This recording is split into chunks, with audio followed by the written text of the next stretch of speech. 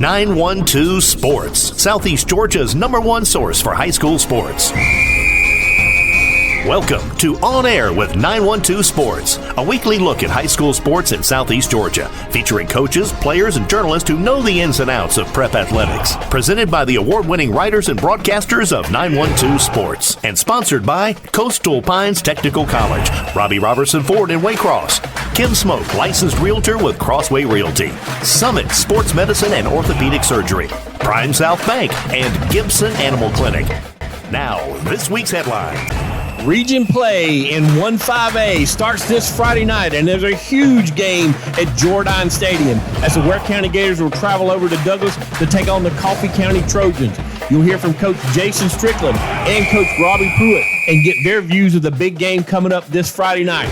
We'll have the Ross's recap. Kevin Price will take a look back at the Brunswick-South Effingham game. Robbie Ross will take a look at the Richmond Hill-Statesboro game. And I'll go off on another rant about bad officiating that cost the Pierce County Bears versus the Raven County Wildcat. All that and more on Air with 912 Sports. Thanks for watching. Play it loud and rev it up. Robbie Robinson's got trucks built for tough.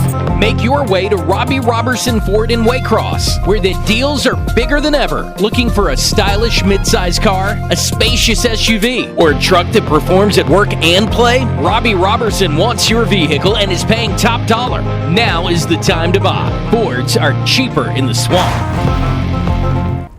At Summit Sports Medicine and Orthopedic Surgery, you don't have to be an athlete to get the region's best orthopedic care. Our board-certified orthopedic surgeons and physicians treat injuries and conditions that affect just about any joint or bone in your body. Plus, we're backed by the support of Southeast Georgia Health System. From fracture repair to joint replacement, Summit Sports Medicine and Orthopedic Surgery will get you moving again. Call 1-855-ASK-SGHS. That's 1-855-275-7447 or visit sghs.org/summit. Welcome into another edition of the Ross Recap on 912 Sports. I'm Robbie Ross, and what a week it was in high school football again in the 912. Our game of the week featured #1 team in AA, Raven County, and the #3 team in AAA, Pierce County, in the Bear Den in Blackshear, Georgia. And whoa, what a ball game it was. Raven County and their top-rated quarterback, already committed to University of Georgia, Gunnar Stockton, wins it 28-21. And, mercy, down in Kingsland, Camden, got a whirlwind come barreling through in Warner Robins, which could be the best team in the state regardless of classification. I'm not sure that Camden has ever had 77 points put on them, but Warner Robins came in and took care of business. My goodness gracious, Coach Jeff Herron reconsidering coming back. Warner Robins 77, Camden 34. My goodness, what a ball game. Warner Robins, as I said, could be the best team in the state regardless of classification. It was Statesboro getting a win over Richmond Hill at home to get their first region win, 27-21 in the rain in Statesboro. The only spot in the state of Georgia it rained all weekend long was in Statesboro, Georgia, on top of Womack Field. Glenn Academy got their first region win over Bradwell, 35-12. It was Jeff Davis all over Bacon County, 52-0. Brunswick in the driver's seat somewhat in Region 2-6A, winning over South Effingham 56-21. It was Turner County and Charlton County. Turner County came into the game a 23-point underdog. They win it over Charlton County 13-7. Good upset win for Turner County. Liberty County gives Southeast Bullock their first loss of the year, winning 28-20. It was ECI over McIntosh 17-7. Swainsboro on top of East Lawrence 50-0. Tatnall County over Vidalia 35-28. And in Geisa, it was St. Andrews 20, Robert Toombs Christian Academy 12. So there it is, your Ross recap for this week. I'm Robbie Ross for 912 Sports. High schoolers, did you know that you can get a head start on your college career and save money at the same time through dual enrollment at Coastal Pines Technical College? Dual enrollment is open to high school juniors and seniors, tuition free. Talk to your high school counselor or visit coastalpines.edu for more information. Coastal Pines Technical College, an equal opportunity institution. Go Coastal!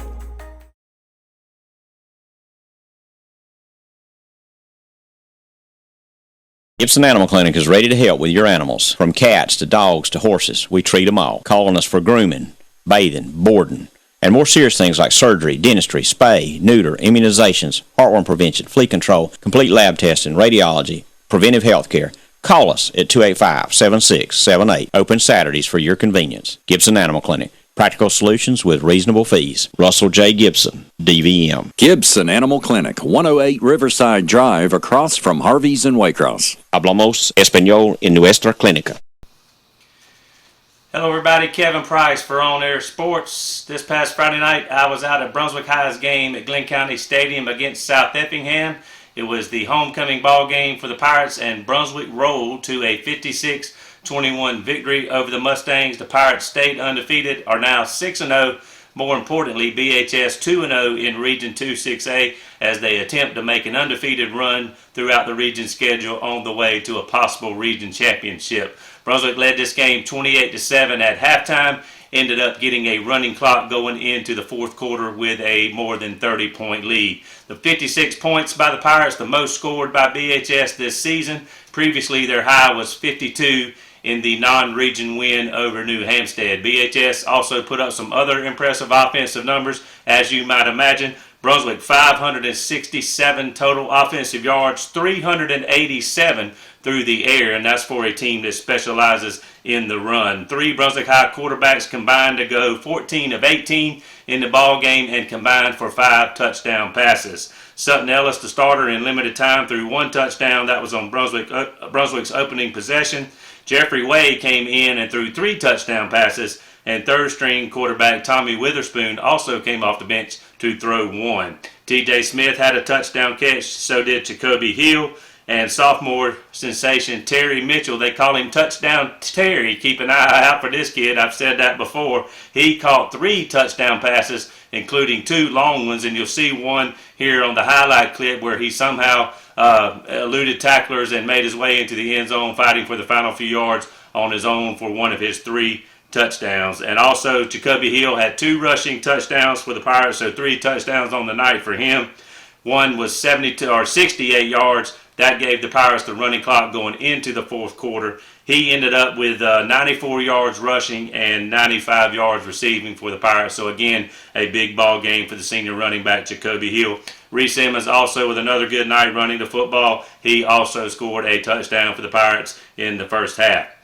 South Effingham did break off some long runs and did score 3 touchdowns in the ball game. One of those touchdowns, though, after a muck punt by the Pirates inside their own 10, and South Effingham took it in from there for their 3rd score of the night. So again, Brunswick goes to 6-0, 2-0 in the region. We'll go on the road this Friday night to Statesboro, where the Blue Devils will await after beating Richmond Hill last week at home, 27-21, coming from behind in that ball game to get Richmond Hill in the end. That was Statesboro's region opener. So Brunswick 2-0 in the region, Statesboro and Effingham both 1-0. Richmond Hill and Glen Academy both 1-1, and South Effingham and Bradwell 0-2. South Effingham, ironically, will come back to Brunswick this Friday night to take on Glen Academy in Glen Academy's homecoming ball game. Glen Academy on the road last week, recovering from that loss against Brunswick, winning 35-12 over Bradwell. So Glen back at home to take on South Effingham this week. That's the story from Brunswick. I'll be back next week to talk about the Glen Academy South Effingham game. But until next time, may God bless you in the 912. Sports fans, I'm Sean Smoke, publisher of 912 Sports, and thanks for watching On Air with 912 Sports. I had the opportunity this past Friday night to travel over to Bearville to watch one of the most anticipated high school football games in the state between the Pierce County Bears and the Raven County Wildcats. It was a hard-fought game. Both sides came to play. An electric atmosphere, standing room only. A lot of schools from around the area were not playing, and a lot of those schools descended on Bearville last Friday night, so there were people everywhere. It should have been a huge gate for Pierce County. And like I said, just another great high school football game, but once again, it was marred by incompetent referees.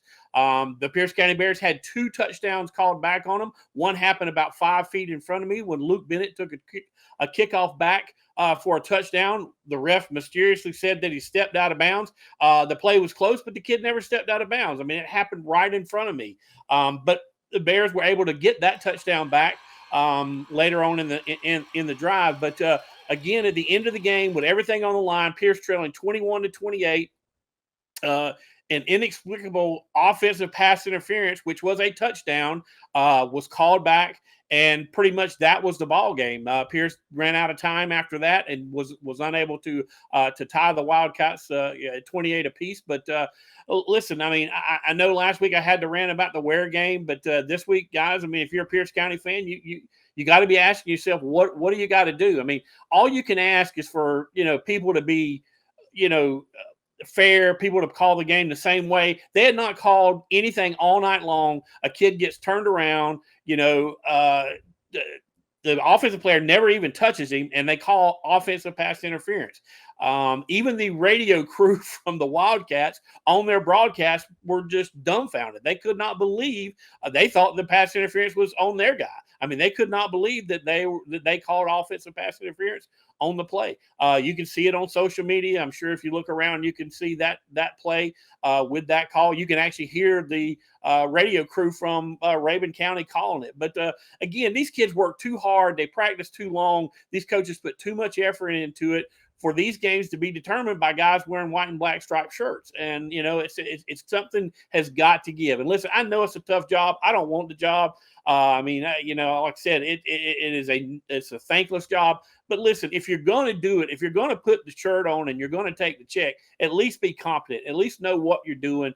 If you don't, just stay at the house. They'll find somebody else. But that's enough of that. But listen, the Pierce County defense stood up. They only gave up 28 points to a team that was averaging 52 points in a game. Like I said, the previous week, Rabun County scored 70 points. So listen, this defense was locked down. They only gave up the 28 points and was in this game right up until the bitter end. Like I said, if you don't take that touchdown off the board, we may be still playing, or we may go into overtime at 28 apiece. But listen, Gunnar Stockton is everything as advertised. The kid is a hard-nosed football player. He spins the ball well. Oh, by the way, he's got hops with his feet. And listen, he'll put his head down and put his shoulder down. He's not afraid of contact. I mean, the kid is a great quarterback. Take nothing away from him. All his highlights were on display, and the Georgia 5-star commit is going to do wonders in Athens, I would imagine, once he gets up there. But again, another great high school football game that, for whatever reason, did not get a top-notch officiating crew, and it wound up costing the Pierce County Bears a game. It's not a region game, so it really doesn't matter in the grand scheme of things. But again, you still would like to have a fair fight there in Bearville on Friday night. But I'll get off my rant now. But again, the Pierce County Bears go down to defeat to the Rabun County Wildcats by a final score of 28-21, and they'll be back in action this week as they start region play as the Brantley County Herons come to town. Until next time, may all your check marks go in the win column. Time now for the Richmond Hill recap. I'm Robbie Ross, and tough night in Statesboro, Georgia for the Wildcats, as the only place it rained in the state of Georgia all night Friday night was on top of Womack Field in Statesboro, Georgia. It started raining right as the teams went into the locker room for halftime with the score 14-14, and it made a little bit of a difference in the second half in Statesboro's 27-21 win over Richmond Hill. Richmond Hill now falls to 1-4 and 1-1 in the region, and puts themselves in a must-win situation next Friday night as they host Effingham. But let's get to the scoring. It was Statesboro, who has an excellent football team with Cam Michael, the quarterback, a sophomore. His brother, Jalen Michael, is a running back, a senior. Another good running back, Jordan Lovett, also plays a bit of running back as well. So Statesboro has a great football team, good up front on the trenches, offensive line and defensive line. Coach Jeff Geiser's got a great team this year up in Statesboro. Statesboro took a 7-0 lead, a 16-yard touchdown pass from Cam Michael to Jordan Lovett. They don't throw it a lot, but when they do, it's effective. And that was a 7-0 lead at the end of the first quarter for Statesboro. Richmond Hill came back and struck Ty Goldrick to Hayden McCullough on a 12-yard pass to tie it up 7-7. And then Statesboro came right back down the field. A 21-yard run by Jordan Lovett made it 14-7. Richmond Hill tied it up with 4:42 left to go before halftime with a Caleb Easterling 3-yard touchdown run. And we went to the locker room tied at 14 when the rain came. It was Richmond Hill taking a lead in the third quarter. A 21-yard touchdown pass from Ty Goldrick to Rayvon Grant made it 21-14, and then that is when the errors started to kick in for Richmond Hill.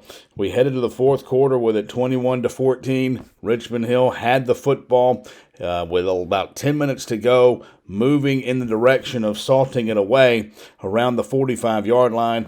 The first of 3 consecutive fumbles on 3 possessions, all by the quarterback, Ty Goldrick. Some of his doing, some of the doing of the wet football, some of the doing of a bad snap. First one was a snap over his head. He couldn't corral it, and Statesboro fell on it. Richmond Hill stopped him there and then got the ball back, moved down again to about the same area of the field on around the 40-yard line.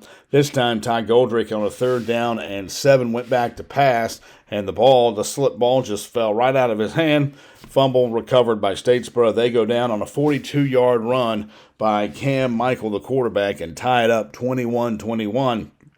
Richmond Hill goes back down, has the football with about 4 minutes to go, fumbles again on a bad center quarterback snap with the wet football in the rain, and a minute 33 to go. Statesboro takes a lead 27-21 on a Jalen Michael 3-yard touchdown run.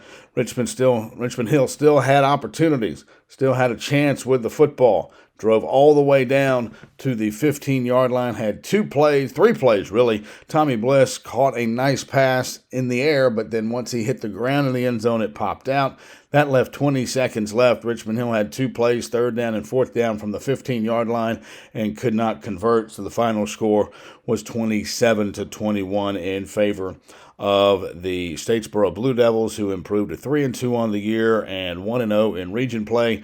Richmond Hill falls to 1-4 on the year and 1-1 in region play. Statesboro hosts Brunswick next week in what will be a driver's seat game in the region standings, and Richmond Hill hosts Effingham. I'm Robbie Ross. This has been your Ross Recap for 912 Sports. It makes sense Prime South Bank would have a great mobile app. Nobody is as mobile as our customers. For a century, they've chased dreams, followed their hearts, took the road less taken, made a new path, taken leaps of faith. At Prime South, offering the latest digital banking, secure pay apps, and new online lending is part of a mobile tradition that goes way back. Life is mobile. So is Prime South. Find your Prime. Member FDIC.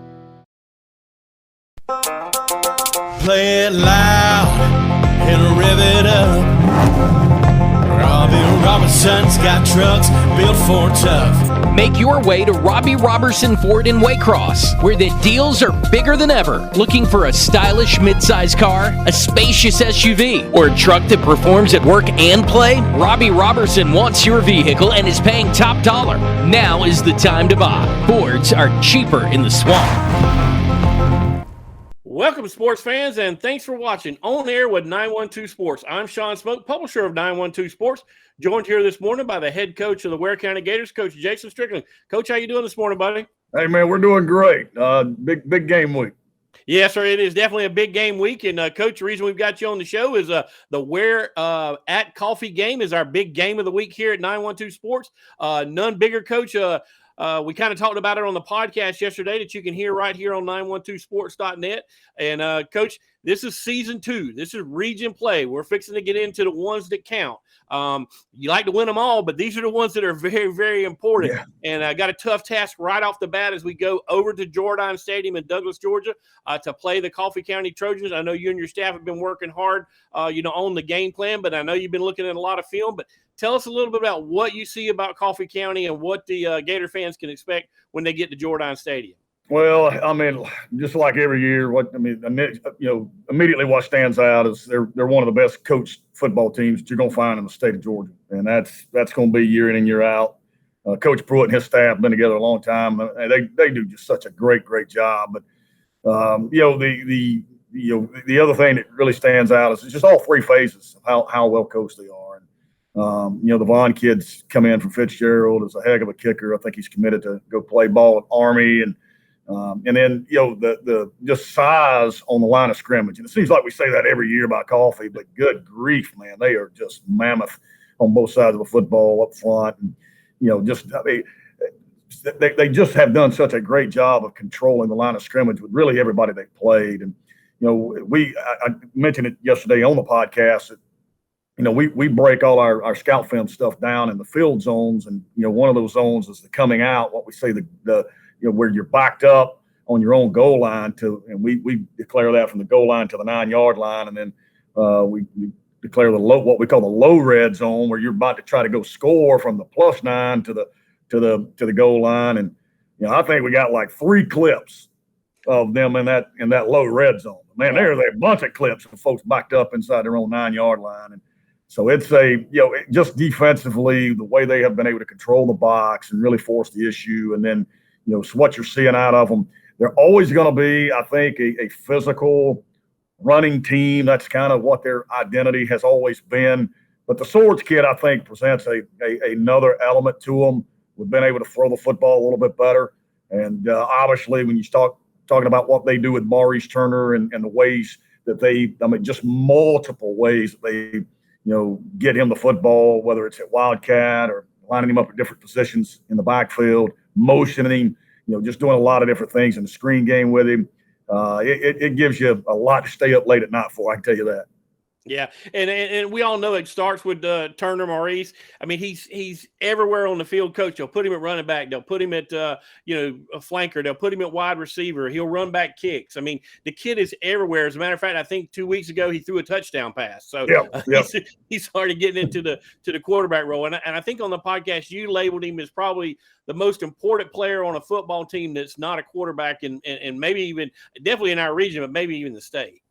Yeah, the guy's just, and what is different? I mean, he's just special. I mean, there's so many things he can do, and he catches the ball well. He runs the ball well after the catch, and like I said, apparently he throws it pretty doggone good. It's just and they have kind of every week expanded in ways to get him the football. They just have more stress on the defense and more things to think about. He's one of those guys, maybe more so than anybody we've played, that you have to identify where he is at every single play on the field. And what makes it more difficult is where he starts at is probably not where he's going to be when the ball gets snapped. It's just kind of one of those difficult things. And then you add that to a situation where they are so good up front on the offensive line and so big, where they just get folks covered up and do such a good job in the run game, that they do a lot of stuff formationally to where you're going to be in single coverage against Maurice Turner if you're going to have enough folks in the box to try to defend the run. And, you want to talk about make your heart race is look out there and see somebody matched up one-on-one with Maurice Turner. He's licking his chops. Yep. Yeah. And that's definitely going to be their go-to play. But flip over to the defensive side of the ball.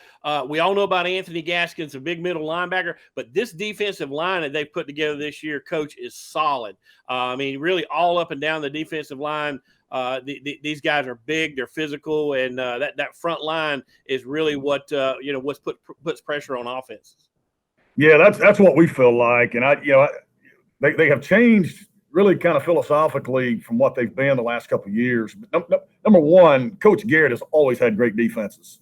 Their defense coordinator. I mean, even going back to Fitzgerald, I mean, they were just always really, really good defensively. And they have been a little bit more of a 4-2-5 over the last couple of years, but they have gone back to odd stack. This is what when I first got to Fitzgerald and Coach Garrett and Pruitt were leaving. This is more of what they were running then. It's not overly exotic because Coach Garrett's never kind of been one of those crazy blitz guys and doing all those type of things. His deal is we're going to play great technique at all three levels: defensive line, linebacker, and secondary, and be a little bit more of a read and react.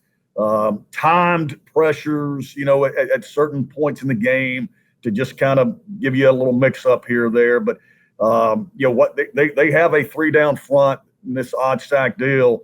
And they are so gigantic, and those guys play unbelievable with their hands. they just do such a good job of understanding what their role is. And Coach Garrett's not asking those guys to go make a bunch of tackles for losses in the backfield. What he's asking them is to eat up blocks so the guys like Gaskins and those guys standing up behind them can run around and make plays. And he's got the right linebacking core for it because they can absolutely go. And he's got that group up front. Like you said, I think everything starts with them. Somehow you got to be able to get a little bit of movement and be able to get up to that second level, or they just stonewall everybody. It has been impressive watching them. Right. Well, we know that they've changed that defense, but their identity on offense is run the ball first.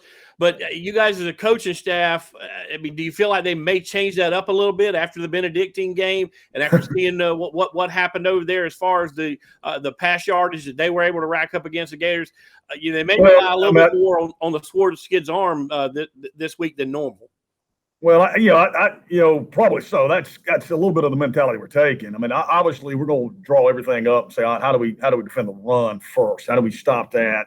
But I think most folks know that we are young and inexperienced back there, and we're trying to kind of find out from a coaching standpoint what those guys do best and take some pressure off of them. I would say yes, Sean. We expect them to try to spin it around a little bit, especially when you got a guy like Maurice Turner out there, and he's not the only guy. I mean, they've got a couple guys that can really go and catch the football, and Swords has been dealing it really, really well.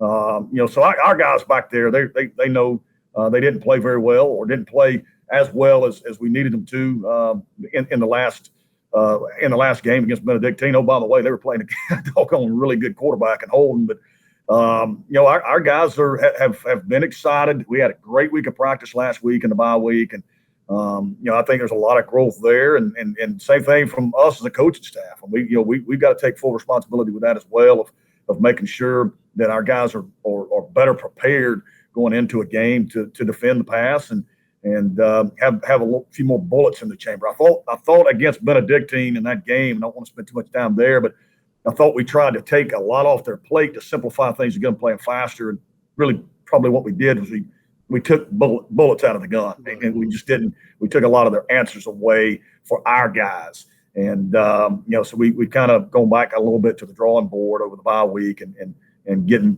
more stuff in, I guess you could say, to try to give our guys some more answers. And they have just done a great job really over the last week and a half of being a sponge and absorbing information and the way they've practiced and understanding that the talent's there. We just got, as coaches, we got to find out what they do best and get them doing it. Exactly. Well, Coach, we did a little bit of history, or Sean did a little bit of history research. The last 10 years, we are 5-5 versus the Coffee County Trojans. The only problem I see with that is we've only won one time in that 10-year run, which we've only played 5 games over there. But 1 out of the 5 games that we played over there in Coffee County have we been able to win, and that was back in 2015, where we did have a 3-game winning streak against them in 14, 15, and 16.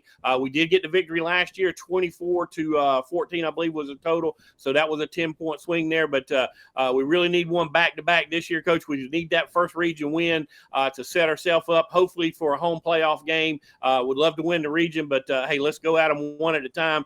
This one here is the most important one because it's the first one, and then if we can go over and get it, we put ourselves in the driver's seat to a home playoff game for sure. Yeah, and that's the other thing, and it's always been a big game against Coffee. Obviously, you go back years, but them coming into the region now and us being region opponents, I mean that adds a little extra spice to it, and obviously you start out your region play with those guys. If you're going to, ask me, hey, pick your first region opponent, I don't know that I'd pick them. But that's who it is. That's kind of the way the numbers were drawn out of the hat, and we know we got a tough task. And we talked after practice yesterday to our guys about the inconsistency that Wares had going over to that stadium and winning, not winning in back-to-back years in quite some time. So we know it's a tough challenge. To do it, we got to go beat a really, really good football team that is as well coached as anybody in the state. But we're excited about the opportunity, and like you said, it's one of those that kind of adds a little stress to you. You know, if you don't win it, you're a little bit behind the 8 ball now in the region playoff or the state playoff, and making sure that you get into the tournament. But that was the thing. It's nice last year we're able to get that win. You're 1-0 in the region, and you feel like you get 2 more, then hey, you're in a good shot. But one of the things that we always start off the season with is we want to make sure we host a first round playoff game, and this goes a long way to that. If you're going to host a first round playoff game, you're probably going to have to beat Coffee to do it, and then you beat Coffee, and then you start hey, let's go try to win the region, and so let's we're going to have to play really, really well. I think we got the kids to do it. There's 2 years I've been a part of this thing. It has been just dynamic on that Friday night. It's been absolutely insane, which is what you expect. Great South Georgia rivals. That stadium would be packed, and 2 great communities. Let's go play football. Well, Coach, you guys get better this week. Gator fans, get in the car, ride to Douglas on Friday night. And again, Coach, like you said in the podcast, we don't need spectators. We need fans. Bring your noisemakers. It's gonna be a loud stadium for them. We want to do the same thing on that visitor side. And like I said, going to be a great high school atmosphere there Friday night. Coach, you guys go get better there this week for the rest of this week. Get there safely on Friday night, and hopefully when we talk next week, we'll be talking about the 1-0 in the Region 1-5A Ware County Gators. Sounds good. I like that. That's got a good ring to it right there, Sean. Appreciate you, buddy. All you do, man. All right, Coach. We appreciate you, buddy. Talk to you soon. Yep. All right. Welcome back to On Air with 912 Sports. Kevin Price along with Coffee Coach Robbie Pruitt. And, of course, the Trojans getting set for our game of the week here at 912 Sports, the game against Ware County this Friday night over in Jardice Stadium in Douglas. And, Coach Robbie Pruitt always looks like a serious customer, but he looks a little extra serious to me today, and that might be because he's got a big one brewing on Friday night. We did get a smile out of him right there, but Coach, how you doing today? Good. Appreciate you having me. Yeah, Coach, we're certainly looking forward to this ball game. It's one we've had circled. I know it's one y'all have had circled. Obviously a big ball game every year, but a lot riding on the line in this one in terms of long-term ramifications too. But Coach, both of you guys had an off week last week, which is interesting going into this ball game. But how did you guys handle that week to maybe make yourself the best team possible for this week? Well, we really try to take our open dates, and sometimes we don't focus so much on who we're playing as we do going back to working on fundamentals and those things. And but when you play a team as good as what Ware County is, we had to do a little bit of overtime, on our open day, a little bit more than what you'd like. We did what everybody does. We gave our kids off on Monday and gave them a little time off and a long weekend, and then we started Tuesday getting ready for a great football team. They're so dynamic, and boy, they got so many weapons, and so they require a lot of time to prepare, and we I'm sure they did the same thing working on us too, and we took time to get it well. We've been really, really beat up this year on offense. We've been fortunate defensively not to hit the injury bug, but we haven't played a game yet with the same offensive line or hardly the same backfield. We came into the season really thinking we had one position we were really deep at was running back, and we had 3 of them out, with messed up knees, and one of them, our best back, our only senior we had that was a starter from last year, had a blood clot in his leg and has had blood infections in his blood. He's been out of commission, the whole year, and is not going to get to play. It doesn't look like at all. So we wind up losing him, and then lost our second back, a junior, and a few weeks ago. And then on the second play against Camden, we lost a sophomore running back that we were starting. So we were having to take guys off defense and put it running back and move Maurice around. And so it's going to be good. It was good for us to have a little time off to try to get some of these guys back on offense. And Coach, when you look at your team, I saw you guys against Glenn Academy, and I was real impressed with you that night. And of course, I saw you in the summer down here at Glenn at the OTA they had. But in terms of getting through the non-region schedule and having the week off and now going into the tough region schedule that you guys and everybody in this region face, looking at it from a coach's standpoint, are you where you want to be or where you thought you would be at this point in the season in terms of where you are and what you've seen from your team so far? I didn't really know going into this season. We lost a lot on offense. So I was really, that was our big concern. And really and truly, we lost a lot on defense. We lost our entire secondary. We only had one coming back in Jake Lindsey. And when John, my defensive line coach, took the DC job at Camden, of course, we lost Jake, who's an awful fine player. He's a really good player. And so that made us where we lost all our returning secondary guys. And then on, our defensive front, we're only bringing back 2 starters on the defensive front. So the only place we were bringing back guys on defense was our 3 linebackers, and they're all 3 seniors and good players. So there was still a lot of question marks I had. Offensively, we're playing we lost our quarterback. We lost all our 2 of the 3 of the wideouts, and we lost, after injuries with our 1 returning running back. Our 2 running backs last year were the kid I just told you about, AJ Franklin, who's back in the spring had the blood clotting surgery, and he's still not able to walk. He's been out, for months, and then we had to take our other running back of the 2 we played, Brady Skipper, and move him back in the secondary to replace Jake, losing Jake. So, we lost all our running backs. We lost 2 of the 5 linemen we had. We lost our quarterback and 2 of our wideouts. So we had a lot of holes to fill that I was concerned about. But I tell you, they've done a good job of catching on fast. We're having to play 2 corners that have never played. One of them's a senior, but he never started until this year. And then playing a sophomore at the other one, and then moving a kid back.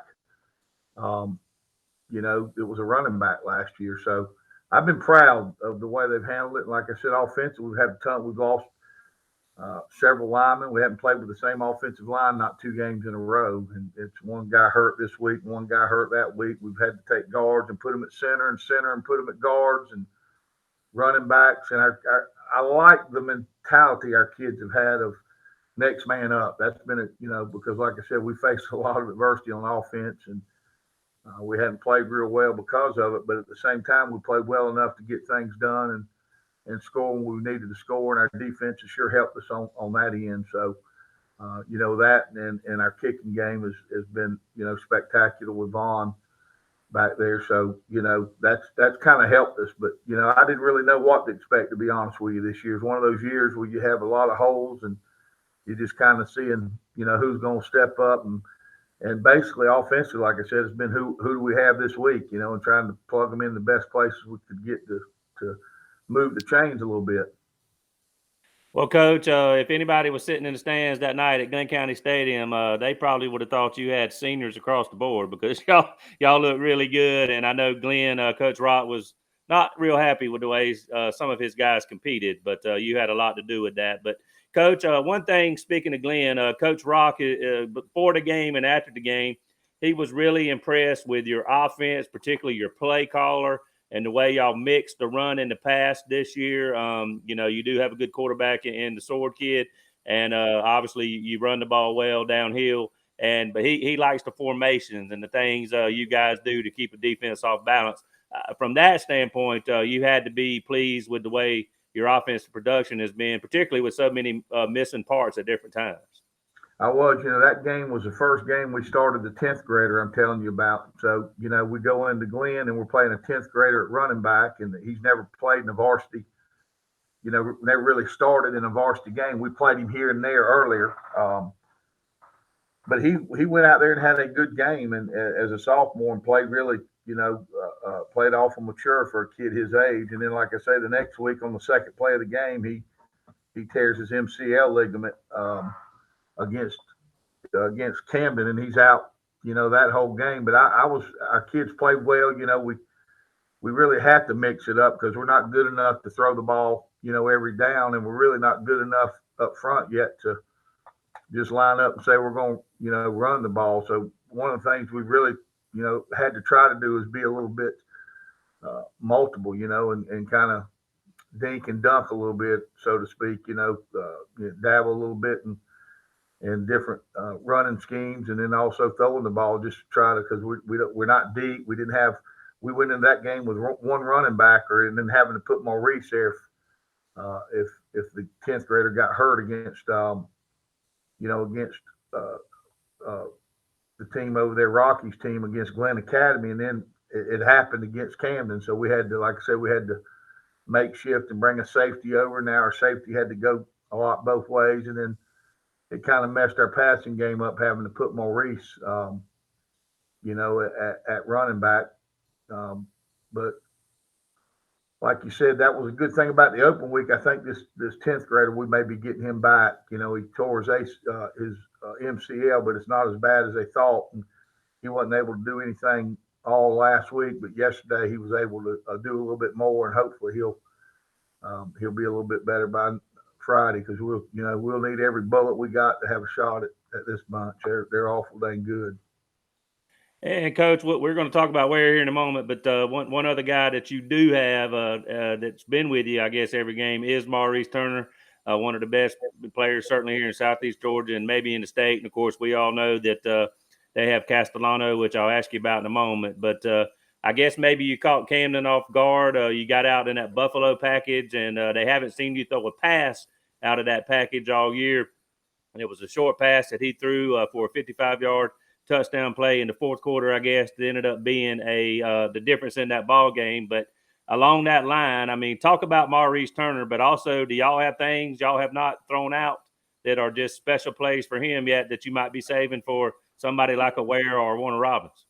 Well, we try to, like everybody, you try to come up with something every week that might hurt the team you're playing based on what you see them doing. And Maurice is just such a good player.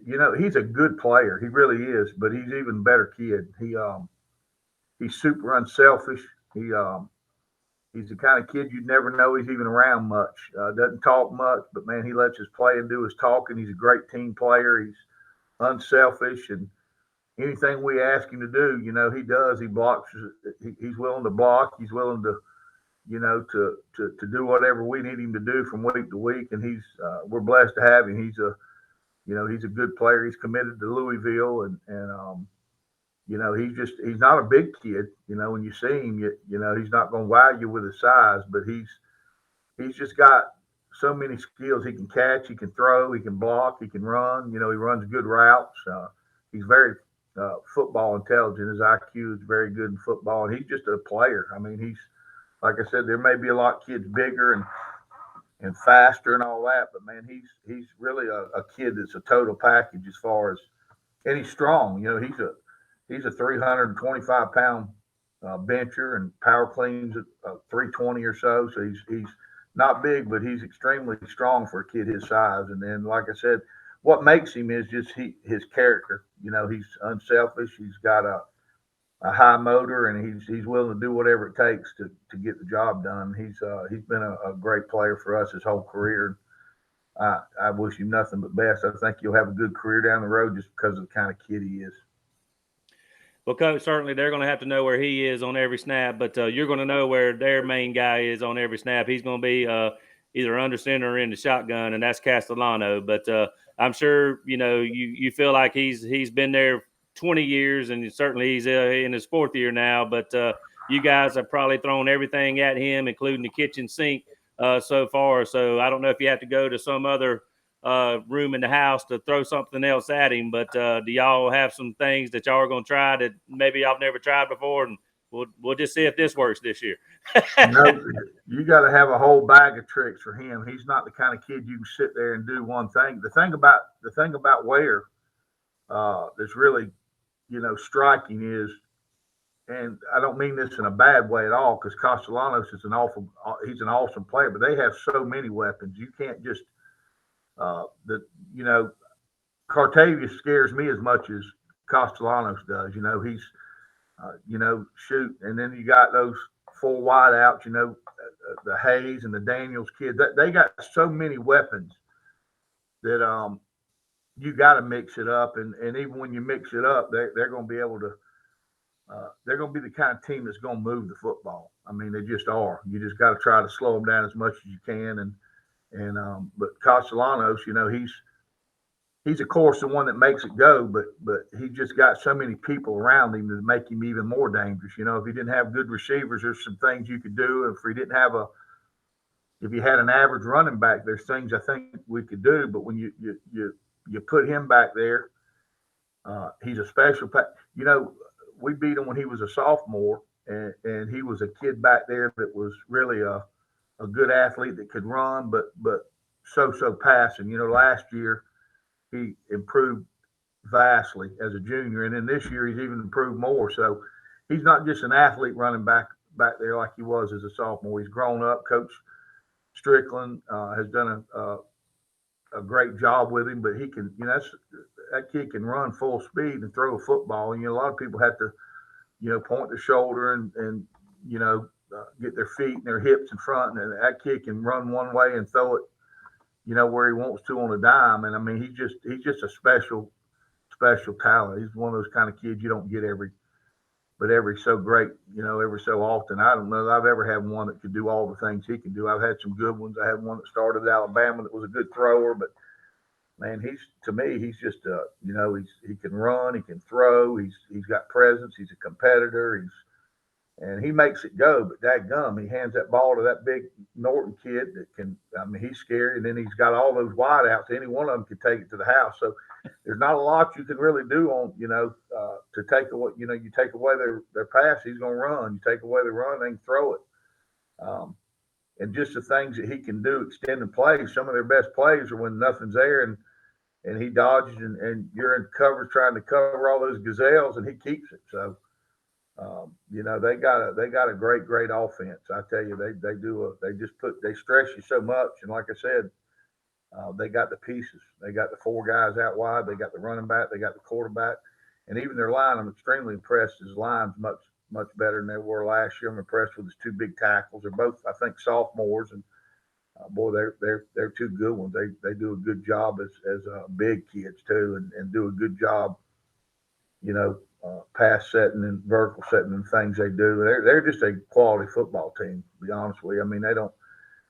Their defense is good. Dadgum Hampton's a great kicker. I mean, they don't have any really weaknesses. So they're the kind of team you're going to have to go out and play full quarters, and they're never going to be out of a game. I don't care if you're up by 3 touchdowns. They can. I don't care who they play all year long. They're never going to be out of a football game. With the weapons and the bullets they got everywhere. And Coach, if you look at the history of this series, I mean, a lot of these games have been close. So, one-score games anywhere from 3 to 7 points.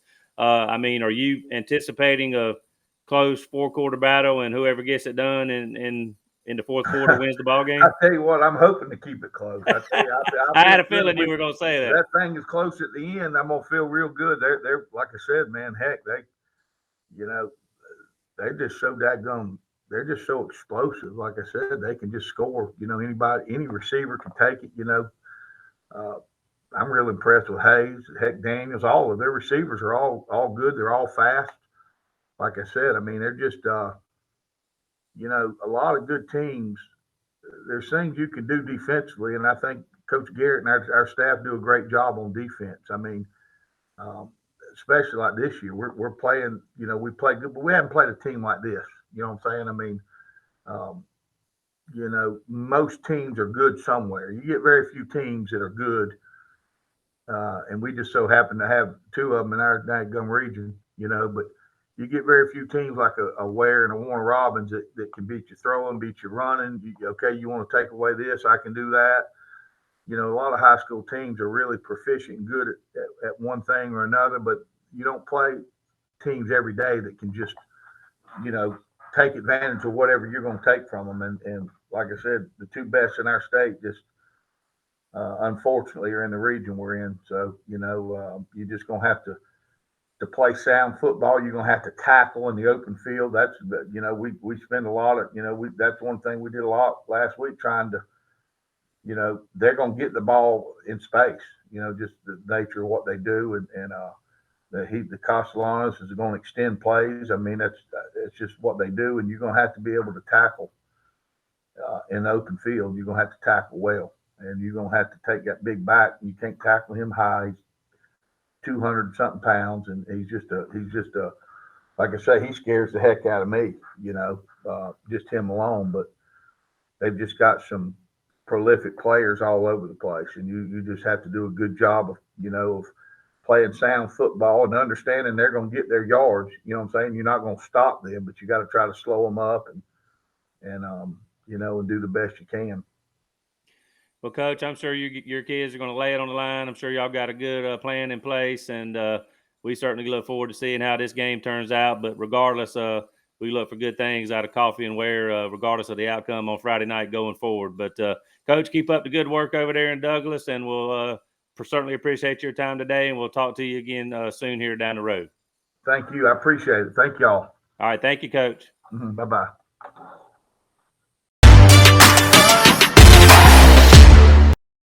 Thanks for watching On Air with 912 Sports. I'm Sean Smoke, publisher of 912 Sports, joined as always by podcast host and writer Kevin Price. Kevin, how you doing this morning, buddy? Good, Sean. Good to be back talking high school football, getting ready for another Friday night here in Southeast Georgia. And, Sean, I thought about it before we came on, but, we've had a lot of fun so far, a lot of intriguing matchups, but people are either starting region play this week or they've been in it now for a couple of weeks. So here we are now kind of getting into the games that really count in terms of shaping the playoff picture. And, of course, we all know that Georgia high school football playoffs are really fun, and this is what sets the stage for the fun to come in November and December.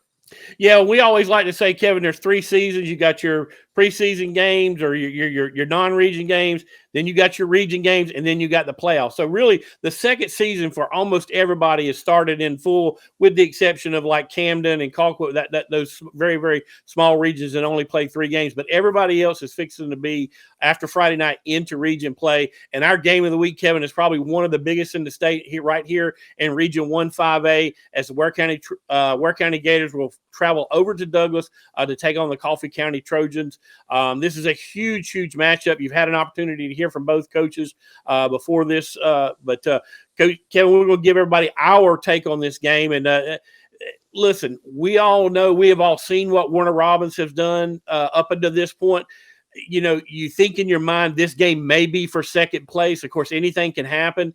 But Kevin, what's very important about this game is if you win it, if you're Ware or if you're Coffee, you got to feel pretty good about hosting a first-round playoff game, and that's exactly what everybody wants to try to do when they get to the playoff games, is at least host one game. Of course, if you are able to win the region, you can host 2 if you win, game 1. But it's all important. It's all important to the coffers. It's all important to your, team for, psychological. Hey, somebody's got to come to us.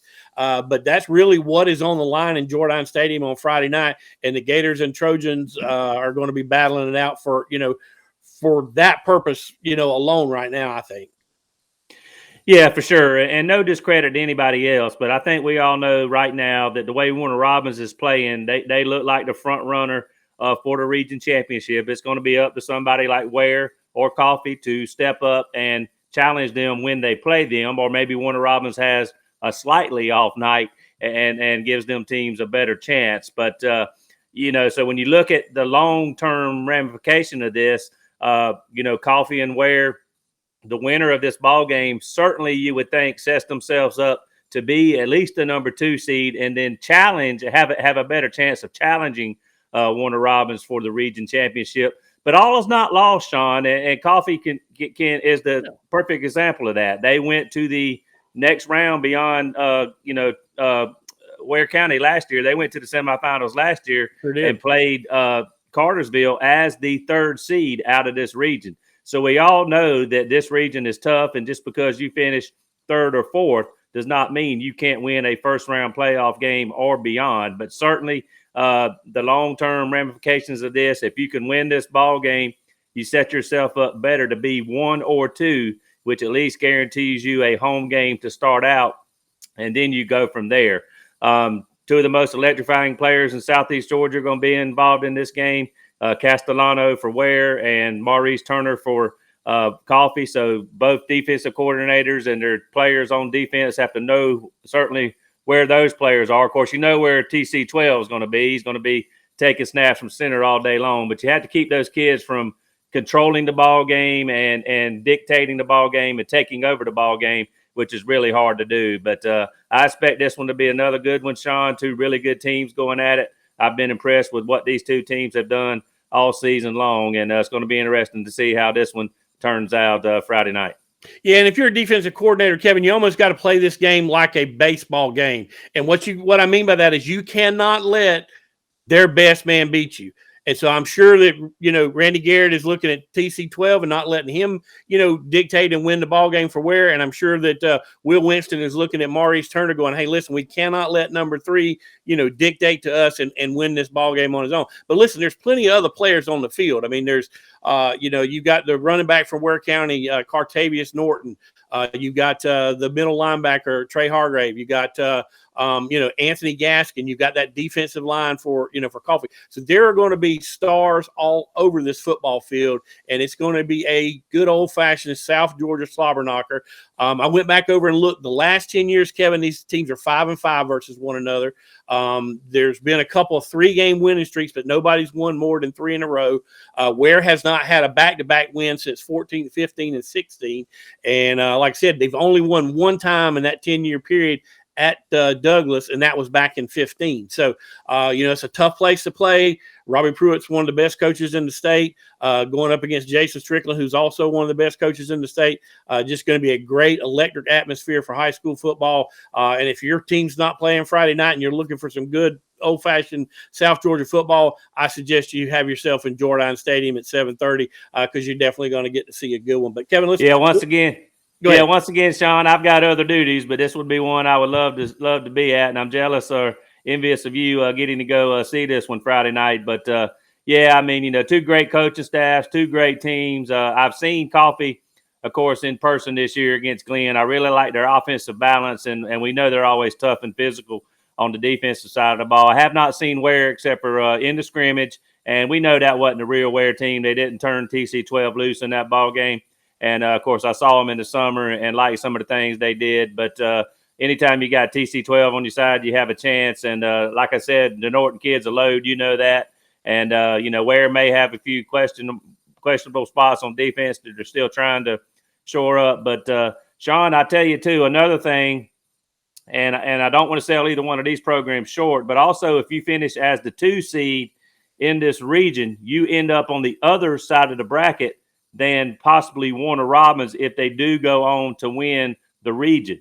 Now, a lot of people buy into this mess about, well, you got to play everybody at some point. That is true, but I'd rather make it to the state final before I have to play the toughest team in the state than play them earlier than the final. You know what I mean? Exactly. Because on my coaching resume or my player's resume or whatever it may be, I can say I went to the final and I didn't get knocked out in the quarterfinal. And I can also take my chances in the state championship game instead of taking my chances in the quarterfinal round. So I don't want to play them until I have to. It's not because I'm necessarily scared. I know my run's going to have to go through them, but don't go through them until you have to. Exactly. Well, a smart coach told me one time, Kevin, you do not have to be the best coach in the state. You just have to be the best coach in the stadium. So, but like I said, let's move on, Kevin. We'll go on to the next game. Brunswick versus Statesboro. And Kevin, this is an interesting matchup. Brunswick coming off of 2 wins here in this region. And then, of course, Statesboro got a win last week against Richmond Hill. So both of these teams come into region play undefeated in this game. So somebody after Friday night is going to have one in the L column. Brunswick hasn't played a lot of road games, but they got to go over to Statesboro and play a tough opponent there. Kind of tell me what you see about this game here Friday night.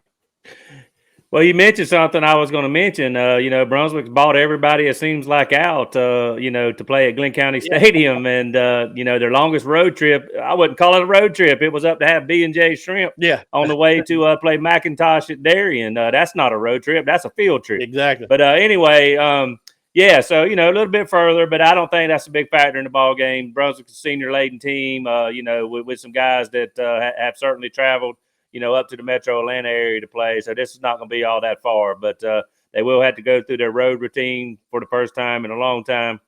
But when they get there, they're going to face a pretty decent Statesboro team. Brunswick should still be favored on the road, but that was a big win for the Blue Devils last week there at Womack Field. They came from behind to win that ball game, Sean, as Robbie, points out in his recap of the Richmond Hill Statesboro game. But they've got two guys that Brunswick has to keep their eye on, the McHale kids in the backfield. One of them a quarterback, one of them a running back. Both of those guys can go to distance at any time.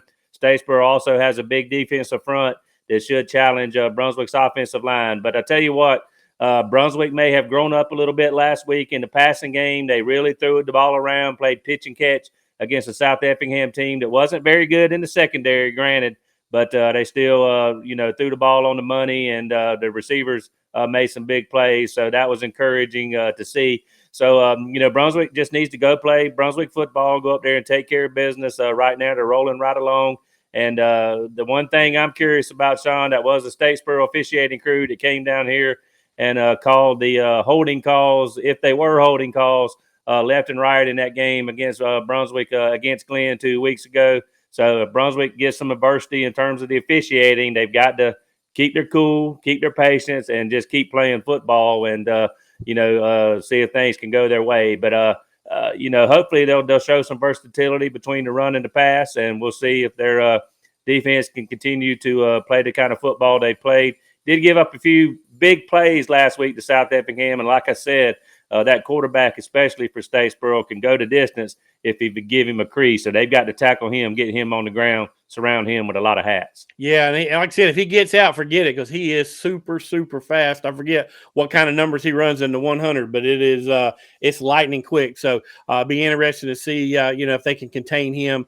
Again, they do have a big running back as well, so it should be a good matchup there. But if Brunswick can handle their business, puts them at 3-0 in the region and a little bit closer to that region title. But let's move on to the next game, Kevin. Vidalia at Jeff Davis, and what we have here, Kevin, is the winner of this region last year in Vidalia playing who I think is going to win this region this year in Jeff Davis. Jeff Davis has had an outstanding year.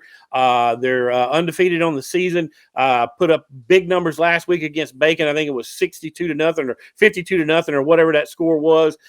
So Coach Lance Helton has these guys in the Pinelands rolling. And by the way, Vidalia has to come to Hazelhurst this year. That game's not on the road for Jeff Davis. So look for Jeff Davis to handle their business there Friday night.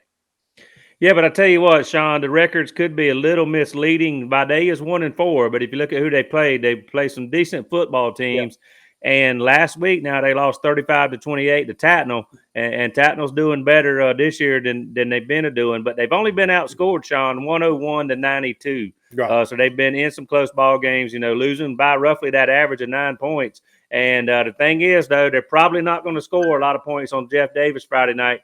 Jeff Davis has only given up 26 all year. So you've got to hold down Jeff Davis, and you're not going to score a lot. So you're going to have to win the game in the 20s if you're going to win it. So Vidalia's got a tough assignment, particularly going over there to Hazelhurst to play this ball game. Yeah, and hey, listen, Jeff Davis is loaded with talent. You got the running back, Allen. You got the lineman, Lewis, who's going to Georgia Southern. You got the defensive back, Parker, I think is committed to Kennesaw State. So they got some dudes on that field wearing the old navy and gold, as they say. So that's right. That's right. But they're a formidable foe this year. If you're going to get Jeff Davis, you got to be a pretty good football team. But we'll move right along, Kevin, and let's see our next game on tap here is Brantley at Pierce. This is another water cooler game. Pierce has controlled this series for the last several years, but Brantley's playing in inspired football right now. They've doubled the win total from last year with 2 wins on the season. I don't think they're going to go to 3 wins after Friday night. I think Pierce is just going to be a little bit too strong for them, but nonetheless, a very close, knit community in both Brantley and Pierce, and they love playing this football game. Yeah, they've been going at it for a long time. And, of course, Brantley is coming off a week off, so that does, give them a little help there, to maybe rest up, heal up, maybe put some wrinkles into the playbook to try to score on this tough Pierce defense. But, again, that's the thing. There are not going to be a lot of points out there for Brantley on Friday night. If they were to turn the ball over deep in their own territory or something like that, you have to take advantage of any kind of break Pierce is going to give you, because they're not going to give you many. Their defense is really tough. And now Brantley seems to have a little more offensive firepower this year than they had last year, but obviously this Pierce defense is really good. Overall, Pierce lost that, exciting, intriguing non-region game last week to Raven County and highly touted quarterback Gunnar Stockton, but that's ancient history now. All of Pierce's goals are still out in front of them. The region schedule's here. They've got a chance to, of course, win the region again, be a number 1 seed going into the state playoffs, and then possibly defend that, state title as well. So everything's still in front of Pierce County. I know they feel like they may have gotten robbed there in that ball game, against Raven, but that game really, didn't matter as far as what's going to happen going forward. So Pierce has got that tough defense, and I expect it to be tough again Friday night. Yeah, and the one thing Pierce can't do, they can't have a hangover about that game, Kevin, because just like you said, everything is in front of Pierce County. All you got to do is run the table in your region, get that region title, get into the state playoffs, and try to go defend that state title from last year. But again, they got some tough games coming down the road because, like I told Coach, Long County's improved, Brantley's improved, Tatnall's improved. There's a lot of decent teams in this region right now, and of course, oh by the way, still got Appleton sitting down there at the end of the season, which is going to be a huge game. But again, Pierce got to handle her business. It starts this week against Brantley County there in Bearville. But we'll move right along. Next game is Clinch at Turner. Kevin, I don't know if you've had a chance to look at social media, but the Charlton County Indian fans are not happy with what happened in Turner County this past Friday night. There's a couple of people that are blatantly saying that, hey, listen, the refs robbed them blind of this game. It is funny how a 1-4 team can beat a team that's 5-0 and basically take them from scoring 40 points a game is what Charlton's been averaging down to just 7. So listen, Turner maybe played inspired football, but I believe there was a lot of calls on some big plays for Charlton that kept that game close. Charlton did not get the win, so now they've got that region loss. Clinch goes over there this week. Hopefully they'll get a little better officiating crew, but like I said, Clinch already lost to Charlton, so they're already in the loss column in that region. So it'll be a big time game for Clinch to try to go over to Turner and get that win. Yeah, that's the big, maybe the biggest thing that surprised me. Well, I was surprised that Charlton lost, but 13-7. Yeah, I was like, oh man, what happened there? That's kind of a score you didn't expect for that ball game. But yeah, so here's Turner sitting at 2-4, 1-1 in the region.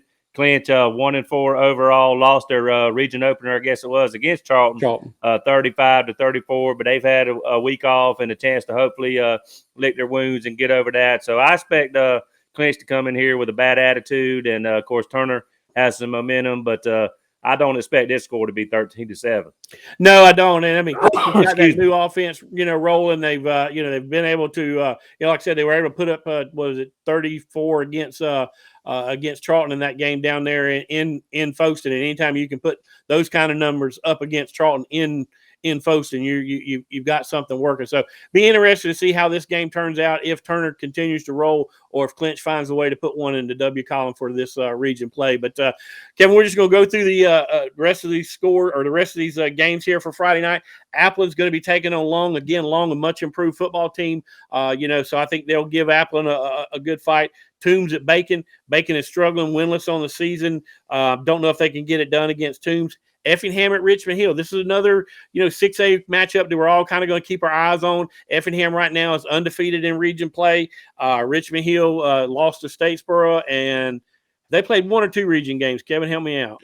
Richmond Hill beat Bradwell in week 1 of the region schedule. Yeah, they're 1-1. Effingham, I believe, is 2-0. Memorial Day goes over to St. Simon's Island to play Frederica. Frederica will be glad to get out of GHSA and get back into GISA. Should be a good game there for them to try to get back in the W column. South Effingham is going to go to Glenn. Kevin, you're going to be on the call there in the PA booth on that game.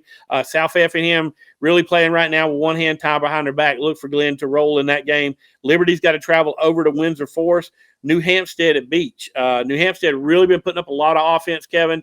Had a running back go for 257 yards this past Friday night. So a big night for him.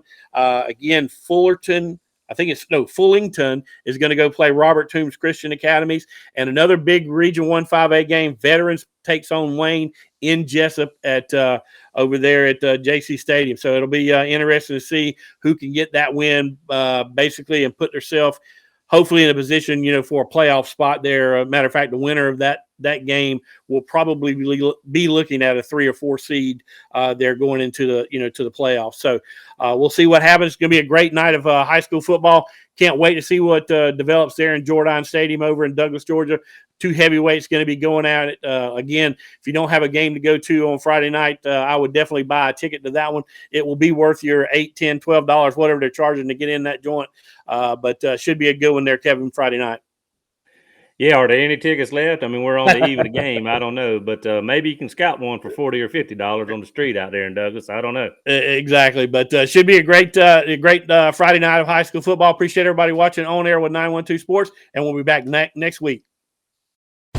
This has been On Air with 912 Sports. Thank you for joining us. We'll be back next week with more coverage of Southeast Georgia high school sports. On Air with 912 Sports has been brought to you by Summit Sports Medicine and Orthopedic Surgery, Prime South Bank, Gibson Animal Clinic, Coastal Pines Technical College, Robbie Robertson Ford in Waycross, and Kim Smoke, licensed realtor with Crossway Realty. This has been a presentation of 912 Sports, Southeast Georgia's #1 source for high school sports.